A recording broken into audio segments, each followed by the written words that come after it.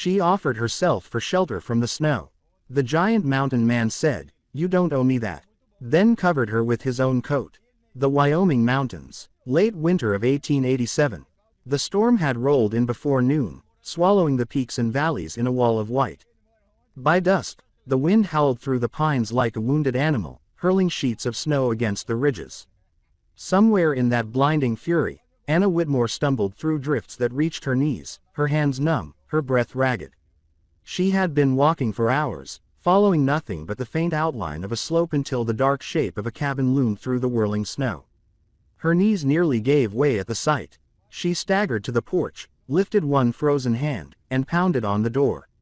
When it swung open, the heat from inside hit her like a blow. The doorway was filled by a man, broad-shouldered, towering, his face shadowed by the brim of a worn hat. Behind him, the orange glow of a fire danced against log walls. Her voice trembled, each word scraping her throat. "I can pay in another way." For a long moment, he did not move. His eyes, gray as the winter sky, held hers, steady and unblinking. Then he spoke, his tone low, deliberate. "Not here, not ever." The words seemed to cut through the roar of the wind. Before she could speak again, he reached for a heavy fur coat hanging on a peg by the door. Stepping forward, he draped it over her shoulders. The weight of it nearly bowed her, but the warmth seeped in instantly, driving back the bite of the cold. "Come inside," he said. She obeyed without thinking, and the door shut behind her with a thud that sealed out the storm. The cabin smelled of pine and wood smoke. A fire blazed in the stone hearth, casting flickers of light over a sturdy table, shelves lined with tools and jars, and a bed tucked against the far wall. She turned toward him, still clutching the coat around her. Her clothes were thin, a worn dress, stockings damp with melted snow, boots scuffed from miles of rough ground. Her lips were pale, almost blue, and her eyes carried the restless mix of shame and exhaustion. The man was like no one she had met before. He was easily a head taller than most men she'd known, his frame built like the pines outside, solid, immovable. His hands were large, the skin weathered and nicked from work. Yet every movement was measured, careful, as though afraid to cause harm. Without a word, he guided her toward the fire, pulling a chair closer so the heat could reach her. He crouched by the hearth, adding another log, the muscles in his back shifting beneath his flannel shirt. "You're frozen through," he said, glancing at her over his shoulder. "Sit. Warm yourself." She lowered herself into the chair, the fur coat pooling around her like a blanket. The heat licked at her face and hands, and for the first time in hours, she felt something other than the raw ache of cold. He rose to his full height, filling the space between her and the door. And for a moment, she wondered if she had stepped into safety or simply into another kind of danger. But he only crossed to a shelf, fetched a tin cup, and poured steaming water from a kettle that had been hanging over the fire. "Drink," he said, setting it on the small table beside her. The steam curled into her face, carrying the scent of pine needles. She wrapped her hands around the cup, letting the heat soak into her fingers before taking a slow sip. Outside, the wind battered the logs. The man moved about the room, checking the shutters, tossing a wool blanket over the bed. Each task done with quiet efficiency. She tried to speak, to ask his name, to explain how she had come to be alone in this wilderness. But the words tangled in her throat. He didn't press her. Instead, he returned to the hearth, poked the fire until the flames leapt higher, and settled into the chair opposite hers. His gaze was calm, unreadable, but not unkind. For a time they sat in silence. The only sounds the hiss of the logs, the muffled roar of the storm, and her own breathing as it began to slow. The warmth seeped deeper, loosening the knot of tension in her shoulders. He pulled the fur coat tighter around herself. Its weight a strange comfort. She didn't know this man. Didn't know why he had let her in without demanding payment or explanation, but the truth settled over her as firmly as the coat on her back. She was safe, at least for tonight. The storm would rage until morning. The wind would scream and claw at the cabin walls. But here, in the glow of the fire, with the scent of wood smoke curling through the air, and the quiet presence of the man across from her, Anna Whitmore felt something she had not felt in a long, long time. She felt secure, and that more than the warmth or the coat was what kept her still in her chair long after her hands had stopped shaking. The storm eased by morning, leaving the mountains wrapped in a muffled stillness. Outside, the snow lay deep and clean, the trees bowed under its weight. Inside the cabin, the air was warm from the fire Caleb had kept through the night, though the flames had dwindled to a low, glowing bed of coals. Anna stirred in the chair where she drifted to sleep. The heavy fur coat still rested around her shoulders, smelling faintly of smoke and pine. Caleb was already moving about the room, his steps steady and unhurried. "You should learn how to keep the fire going," he said, his voice breaking the quiet. "If I'm outside and you need heat, you'll know what to do." He straightened in the chair, brushing her hair from her face. I have never done that before." "That's all right." He crossed to the wood pile by the wall, selecting a few split logs. "It's not difficult, just takes patience." The hearth was a tidy corner of the cabin, its stones blackened with years of use. Caleb knelt beside it, setting the logs on the floor. "First you clear the ashes just enough to let air through," he explained, scraping gently at the coals with a small poker. "Then you lay kindling thin pieces first. The fire needs to breathe." Anna crouched beside him, the warmth of the coals brushing her cheeks. She reached for a piece of kindling, but her fingers hesitated. Caleb handed her one, their hands not quite touching. "Here," he said. She placed it awkwardly atop the coals. The flame caught briefly, then sputtered out. Her mouth tightened. "I did it wrong." "No," he said evenly. "You just need to adjust." He pointed to the space between the sticks. "Give the fire a way through." She tried again. This time, the flame licked at the wood, but when she reached for another piece, her sleeve brushed the stack and sent it tumbling. The fire died in an instant. "I am hopeless," she muttered. "You're learning," Caleb replied. He picked up the scattered sticks, setting them back in place. "Here, let me guide your hand." He paused before touching her wrist. "May I?" She glanced at him, caught off guard by the question, and nodded. His fingers were warm, surprisingly gentle as he adjusted the angle of her hand. "Hold it steady," he murmured. Together, they set the kindling, then added a small log. Caleb struck a match, shielding it from the draft, and nodded for her to light the edge. This time the flame caught and grew, curling upward in bright ribbons. The warmth began to spread. A small unexpected thrill lit in her chest. "It's working." "It is," he said, and for the first time since she'd met him, she saw a faint smile tug at the corner of his mouth. She sat back on her heels, watching the fire take hold, the orange glow flickering in her eyes. The cabin around them was simple, but well kept. The air carried the clean scent of pine from the logs that made up the walls. A handmade table sat near the window, its surface smoothed by years of use. Two chairs, mismatched but sturdy, flanked it. Shelves held jars of dried beans, strips of smoked meat, and a few well-worn books. Everything had a place, and nothing was left to clutter. "You keep this place very orderly," she said. "It has to be," he replied. "A winter like this, if you can't find what you need, it might as well be gone." She nodded, tracing the grain of the wood floor with her gaze. "I was traveling with others," she began slowly. "We were headed west, but I got separated." Caleb didn't press for details. He simply added another log to the fire. "The mountain doesn't care about plans," he said. "It will take you if you're not careful, sometimes even if you are." She studied him, sensing something behind the words, something he wasn't telling her. "And yet you stay here." "It's home," he said simply. "And I know how to live here. You keep your fire, you keep your stores, and you keep your head when the weather turns." She looked back at the flames, thinking of how easily they had died when she made a mistake, and how quickly they had burned when he guided her. The fire popped softly, sending a shower of sparks up the chimney. Caleb leaned back on his heels, studying her face in the flickering light. "You did well," he said. She met his gaze, and for a heartbeat, the warmth in the room seemed to come as much from that rare, quiet smile as from the hearth. The morning broke crisp and bright, the kind of winter day that fooled you into thinking it was gentle. Sunlight spilled through the pines in sharp beams, making the snow glitter as though the whole forest were made of glass. Caleb handed Anna a pair of thick mittens and a scarf from the peg by the door. "We'll get more firewood before the clouds roll in," he said. His voice was calm, matter of fact, as if this were nothing more than another task in a long winter's routine. Anna hesitated, glancing toward the safety of the hearth, but she pulled the scarf over her head and followed him outside. The air bit at her cheeks immediately. Snow crunched underfoot deep enough that every step demanded effort.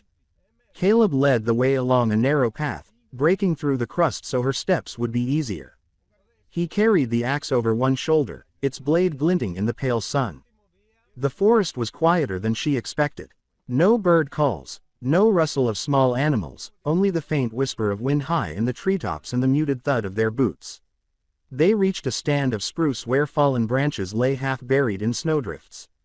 Caleb set down the axe and knelt, showing her how to pull free the driest pieces, how to test the weight and sound of the wood before adding it to the sled.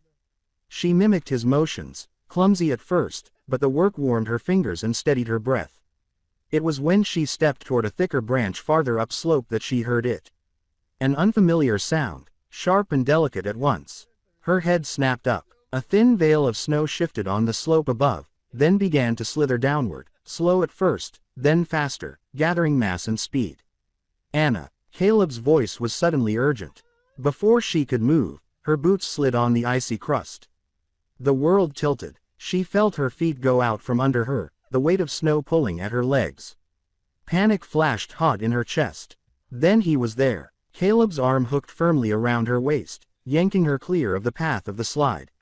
The force of it spun her toward him, and he turned with the movement, putting his back to the rushing snow. It hit with a muffled roar, slamming against his shoulders and spilling around them in a cold, choking spray. Anna pressed against him instinctively, her hands clutching at the coarse wool of his coat. She could hear his breathing, steady but quickened, matching the hammering of her own heart. "It's all right," he said, his voice low, almost lost under the hiss of settling snow. "I've got you." They stood like that for what felt like a long time, her cheek against his chest, the heat of him seeping into her bones. His arm stayed strong around her, his other hand braced against the trunk of a nearby tree. Gradually, the tension in her muscles eased, the trembling that had started in her legs faded until she was aware of only the cold air on her face and the thud of his heartbeat under her ear. When he finally stepped back, it was slow, deliberate, as if making sure she could stand steady on her own. His gaze searched her face for any sign of hurt. "You're not hurt." She shook her head, still breathless. "No, I'm fine." "Good." He glanced at the slope, now marked by a fresh scar of disturbed snow. "Well, keep to the lower ground from here." They gathered the last of the wood in silence. Anna kept close, her eyes on the trail he made through the drifts. Each time he turned to check on her, something unspoken passed between them, a quiet acknowledgement of what had just happened, of the way his presence had stood between her and something much colder than the snow. By the time the cabin came into view, the light had shifted, shadows stretching long over the white ground. Caleb pulled the sled to the wood pile and began stacking the logs without a word. Anna lingered by the door, watching him. The air between them felt different now, not heavier, but fuller, threaded with something that didn't need to be named. She thought of the moment his arms had closed around her, not as a cage, but as a shelter. Inside, as they shed their snow-crusted coats, she met his eyes for a heartbeat longer than before. He didn't smile, not exactly, but the smallest easing of his features told her he understood. That night, the wind returned, rattling at the cabin walls, but Anna lay in her bedroll, feeling the echo of his steady grip in the storm. And though no words had been promised, she knew there was a new tether between them, something as quiet as the snow outside, and just as certain. The snow had been falling all morning, soft and steady, blurring the outlines of the pines beyond the cabin window. Inside, the air was warm, carrying the faint aroma of wood smoke and dried herbs from the small bundle hanging near the stove. Caleb had gone out to check his traps, leaving Anna with the quiet of the cabin. She decided to make herself useful, moving to the tall wooden cupboard beside the hearth. The shelves inside were neat, but crowded. Folded wool blankets, stacks of clean shirts, a row of jars sealed with wax. She began to refold a pile of linens when her hand brushed against something tucked at the back of the shelf. She pulled it out carefully. It was a scarf, soft once perhaps, but now worn thin, its deep blue faded to a dusty gray. The edges were frayed, and a small tear had been mended with uneven stitches. It looked like it had been folded and refolded 100 times, yet kept close enough to gather the faint scent of cedar from the cupboard. Anna's fingers lingered on the knit pattern. It was clearly handmade, each loop and stitch imperfect in a way that made it personal. She was still holding it when the door opened, and a gust of cold swept in with Caleb. He stepped inside, shutting out the snow, stamping the frost from his boots. His gaze fell on the scarf in her hands, and something in his expression shifted. The easy steadiness she'd come to know gave way to a darker stillness, his eyes fixed on the fabric. "I didn't mean to pry," she said quickly. "I was just, it's all right," he cut in, though his voice was quieter than usual. He set his gloves on the table, then walked over and took the scarf from her gently, as if it might fall apart in his hands. "She made this," he said after a pause. "Oh, my sister Ruth," he ran a thumb over the frayed edge. "She was younger than me. Too young to be alone in a storm that size." Anna said nothing, letting the words come in their own time. "I was 2 days out on the North Ridge, hunting before the big freeze. The snow came in fast, faster than it should have." His jaw tightened.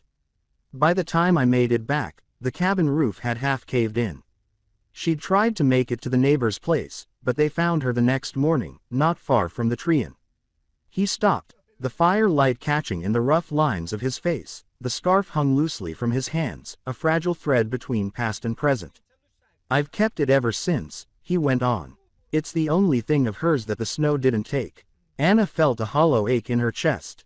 She had seen loss before, had carried her own version of it. But the quiet, unyielding way he spoke told her this was more than grief. It was a wound that had shaped the way he stood in the world, the way he kept his distance, the way he guarded what little he had left. "You blame yourself," she said softly. "I was supposed to be there." His voice was low, almost flat. "I was supposed to keep her safe." Anna's eyes dropped to the scarf, imagining a young girl's laughter caught in the loops of yarn, the warmth of her hands as she had worked each stitch. "Sometimes we can't be everywhere," she said. "Sometimes the storm is faster." He looked at her then, and in his gaze she saw not just the weight he carried, but the recognition of something in her, something equally heavy. She thought of the nights she'd spent making choices she couldn't take back, of the cold calculations she had endured to survive, of the faces she couldn't forget. Loss had many shapes. His was carved in snow and silence. Hers in shadows and bargains made under duress, but both left the same hollow behind. The fire cracked softly, filling the space between them. Caleb folded the scarf carefully, setting it back in the cupboard with a precision that felt almost like a ritual. "Ruth would have liked you," he said finally. Anna wasn't sure what to say to that, so she just nodded, feeling the truth of it settle somewhere deep. In that moment, the cabin seemed smaller, the snow outside quieter, as if the world itself was holding still for the weight of what had been shared. The wind rose without warning, a low moan at first, then a full-throated howl that rattled the shutters and sent snow driving against the cabin walls like thrown gravel. Anna woke to the sound of it sitting up on her narrow bed in the corner. The air inside was colder than it had been when she'd gone to sleep, and the fire in the hearth had burned down to little more than embers. Caleb was already moving, pulling on his coat, checking the latch on the door. "Storm's coming in fast," he said over the roar outside. "Faster than I've seen in years." The wind hit the cabin broadside, making the walls groan. Snow sifted in through the tiny gap under the door. Caleb crossed the room in 2 strides and threw another log on the fire, coaxing the flames higher. Then came a sharp splintering crack from above. Anna's head jerked up just as a heavy roof beam, loosened by the shaking, broke free and dropped toward her. "Anna." Caleb was across the room before she could move. He threw himself between her and the falling timber, his broad shoulders taking the brunt of the impact. The beam slammed into him with a sickening thud before hitting the floor beside them. She gasped, reaching for him. "Caleb, I'm fine," he said through clenched teeth, but his hand went instinctively to his left shoulder, fingers curling tight against the pain. Outside, the wind shrieked louder as if trying to tear the roof clean away. Caleb forced himself to his feet, grabbed the fallen beam, and braced it back into place with a length of wood from the corner. Snow swirled down from the damaged roof, dusting his hair and shoulders. The cabin shuddered again, but the roof held. Caleb leaned against the wall for a moment, breathing hard before looking at her. "We'll be all right now." She didn't believe him, not with the way his jaw tightened against the pain, but she nodded, pushing past the pounding of her own heartbeat. "Sit down," she said firmly. He started to protest. "Anna, there's no sit down." Her tone became no argument, and after a moment, he lowered himself onto the bench by the fire. She fetched the small wooden box of supplies from the shelf, the same one he had used for her knee days before. Up close, she could see the damage. The heavy fabric of his coat torn at the shoulder, the shirt beneath darkened with blood. Her hands trembled as she worked the buttons open, revealing the bruising already blooming beneath his skin. "Hold still," she murmured, though he hadn't moved. The gash was long, but shallow, cut more by the splintered edge of the beam than by blunt force. She cleaned it with warm water, the heat of the cloth sending little curls of steam into the cold air. He didn't flinch, but his eyes stayed on her face, watching every movement. "You've done this before," he said quietly. Her throat tightened. "I've taken care of people." She didn't elaborate and he didn't press. She spread a thin layer of salve across the wound, then bound it with a strip of clean linen, pulling the knot snug. Her fingers brushed the warm skin of his back, and she realized she was holding her breath. When it was done, she stepped back, flexing her cold, stiffened hands. "That should hold until the storm passes." He glanced at the bandage, then up at her, something unreadable flickering in his gaze. "Thank you." The wind battered the walls again, making the small window tremble in its frame. Anna tossed another log onto the fire, the flames jumping high enough to cast long shadows across the cabin. Caleb shifted, testing the movement of his shoulder. "You should get some rest," he said. She shook her head. "I'll stay up a while. Someone should watch the roof." They sat in silence, listening to the storm rage outside. Now and then the cabin creaked, but the patched beam held. Anna's eyes kept drifting to the curve of his shoulders in the firelight, the way his presence seemed to anchor the small room against the fury beyond its walls. The storm would pass. Storms always did, but she knew she would remember the moment he had thrown himself into harm's way without a thought. That instinct, that absolute refusal to let the world touch her if he could stop it, had carved something permanent into her chest. Outside, the snow kept falling. Inside, the fire burned steady, and Caleb sat close enough that she could hear the rhythm of his breathing. Each one a quiet promise against the dark. The storm had blown itself out by morning, leaving the world buried under a deep, glittering blanket of snow. The air outside was sharp and clean, so still that every branch sagged heavy with white. Inside the cabin, the air felt warmer somehow, not just from the fire, but from the fact that they had weathered the night together. Anna woke to find Caleb already moving around, rolling the fallen beam to one side, sweeping away the last dusting of snow from the floor. She joined him without a word, gathering scattered kindling and righting a chair that had tipped in the chaos. "You don't have to," he began. "I want to," she said simply, brushing wood shavings from her palms. They worked in an easy rhythm, moving furniture back into place, folding blankets, and restocking the wood pile. Now and then their hands brushed, and each time Caleb's gaze flicked to her face, as if weighing whether to speak. He didn't, but something softer had settled in the set of his shoulders. By midday, the cabin looked much as it had before the storm, though the patched beam overhead would always remind her of the moment he had thrown himself between her and danger. Over the next days, the snow outside stayed deep, keeping them close to the hearth. Anna found herself laughing more, the sound surprising even her. Caleb, for his part, spoke more than he had in all the time she had known him, telling her small stories about hunting trips, the stubborn mule he once tried to break, or the way the mountain changed with each season. One afternoon, when they divided up the cooked venison for supper, she noticed him placing the larger portion in her bowl without comment. When she opened her mouth to protest, he just said, "You need it more," and turned back to the pot. Another morning, as they stepped outside to fetch water, he reached over without thinking and adjusted the scarf at her throat, tucking it more securely against the wind. His gloved fingers were quick and sure, and though he said nothing, the gesture lingered with her all day. In the evenings they often ended up side by side on the bench before the fire, the silence between them no longer taut with weariness, but filled with an unspoken ease. One such night, the wind rattled faintly at the shutters. But the worst of winter's temper was behind them. Caleb sat with his elbows resting on his knees, staring into the flames. "If I ever left the mountains," he said slowly, "I'd build something down in the valley. A place with wide windows so the light could reach every corner. A porch to sit on when the air turned soft in spring." She watched him, the firelight picking out the lines of his face. "You think you'll leave someday?" He shrugged, a faint smile ghosting his lips. "Maybe. Or maybe, I'd just like to think about it when the snow's too deep to walk 10 steps without sinking to your knees." She smiled back, though she didn't look away. "I think you'd make it a good place." For a moment, his eyes met hers, steady and searching. The look held longer than any they'd shared before, the silence stretching into something warm and certain.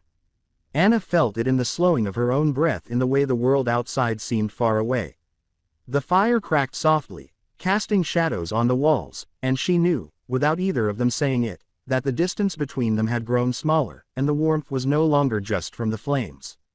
The sun dipped low over the snowbound peaks, casting the valley in amber and rose.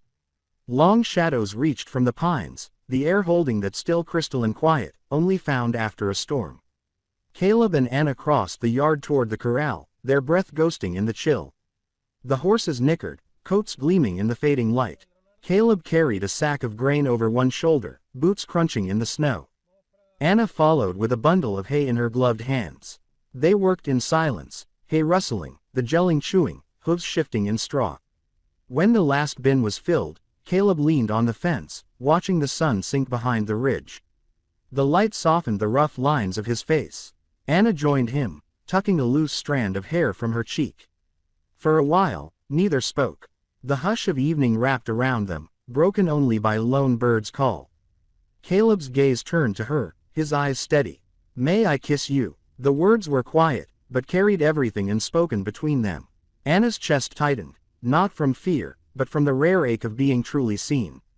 She had known touch without choice, the coldness of being a transaction. This was different. This wasn't asking. She met his gaze, smiling.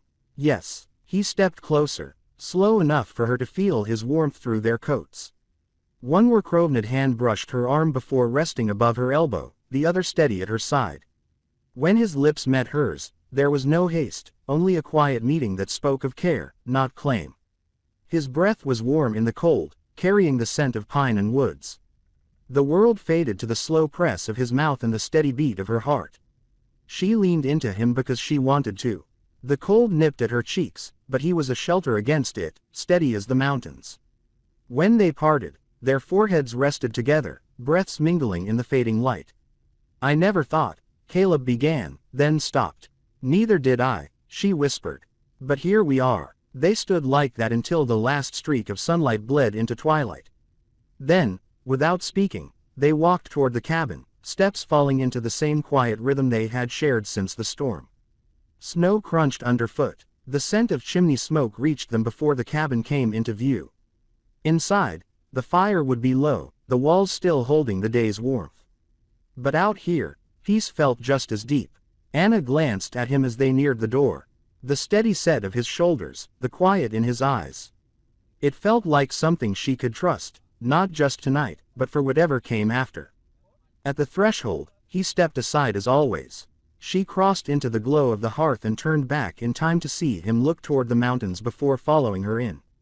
Life in the West would never be easy. Storms would return, winters would bite, and the land would always demand respect. But she knew she was no longer alone in it.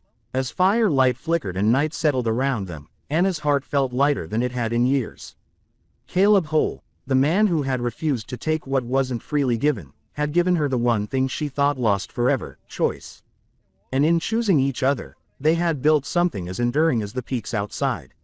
In the heart of the unforgiving West, he had kept the one promise that mattered most, the silent vow of a heart that knew how to wait. Out here in the wild, where winters bite hard and storms test every inch of a person's strength, love isn't found in grand gestures or easy roads. It's built one quiet choice at a time. If Caleb and Anna's story warmed your heart and reminded you that even in the harshest places, gentleness can still take root, there are more tales like this waiting for you. Subscribe to Wild West love stories and ride with us through more sweeping romances, rugged landscapes, and unforgettable moments where the human spirit meets the untamed frontier. Your next favorite love story is just